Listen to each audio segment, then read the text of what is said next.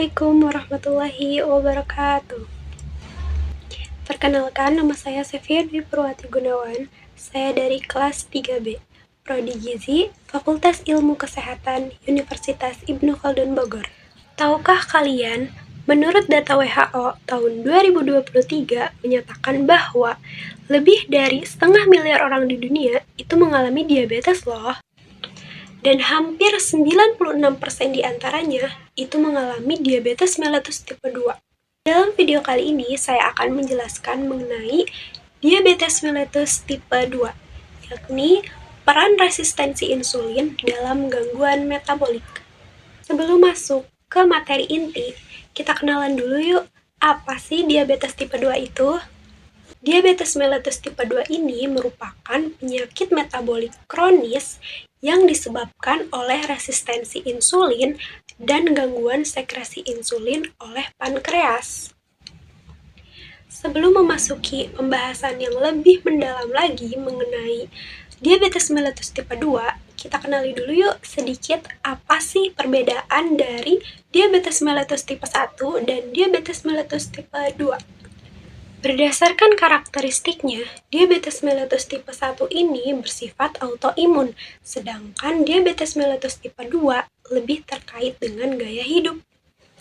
Selanjutnya, setelah membahas mengenai perbedaan dari diabetes mellitus tipe 1 dan juga diabetes mellitus tipe 2, juga memahami definisi dari diabetes mellitus tipe 2, selanjutnya kita akan membahas mengenai apa sih resistensi insulin itu. Resistensi insulin terjadi ketika sel tubuh tidak merespon insulin secara efektif. Akibatnya, glukosa tidak dapat masuk ke dalam sel, sehingga terjadi peningkatan glukosa dalam darah. Next, kita akan masuk ke penyebab dan faktor risiko dari diabetes mellitus tipe 2. Terdapat 3 faktor penyebab dari terjadinya diabetes mellitus tipe 2. Yang pertama, faktor gaya hidup yang disebabkan oleh pola makan yang tinggi kalori, gula, dan lemak trans, juga kurangnya aktivitas fisik. Yang kedua adalah faktor genetik, yang mana disebabkan oleh riwayat keluarga dengan diabetes.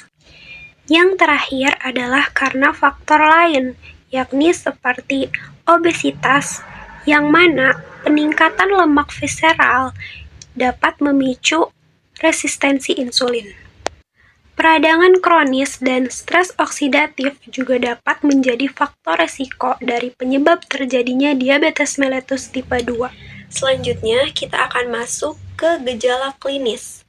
Ada beberapa gejala umum yang sering muncul dari penderita diabetes mellitus tipe 2. Yang pertama, ada polifagia, yakni kondisi di mana pasien atau seorang yang menderita diabetes mellitus tipe 2 ini mudah lapar. Yang kedua, poliuria, sering buang air kecil. Yang ketiga, polidipsia, sering haus. Yang keempat, kelelahan kronis, hingga penurunan berat badan pada kasus lanjut. Selanjutnya, kita akan masuk ke komplikasi dari diabetes mellitus tipe 2. Komplikasi akut pada pasien penderita diabetes mellitus tipe 2 ini dapat menyebabkan hiperglikemia dan ketoasidosis diabetik, sedangkan pada pasien kronis dapat menyebabkan neuropati, retinopati, hingga penyakit kardiovaskular. Next, kita masuk ke pencegahan dan juga manajemen dari resistensi insulin ini. Yang pertama adalah dengan menerapkan pola hidup sehat tentunya. Gimana sih caranya? Jadi, dengan diet rendah gula dan juga tinggi serat. Olahraga teratur minimal 150 menit per minggu. Yang kedua adalah dengan pengobatan dengan mengonsumsi obat-obatan seperti metformin yang diindikasikan untuk mengurangi produksi glukosa di hati. Dan sulfonylurea, yakni obat untuk meningkatkan pelepasan insulin. Terakhir adalah dengan cara pemantauan, yakni cek HbA1c secara rutin. Kesimpulan dalam pembahasan di video kali ini adalah Resistensi insulin merupakan akar masalah dari diabetes mellitus tipe 2. Perubahan gaya hidup adalah kunci pencegahan dan manajemen dari diabetes mellitus tipe 2. Terakhir, deteksi dini sangat penting dilakukan untuk mencegah komplikasi yang mungkin terjadi.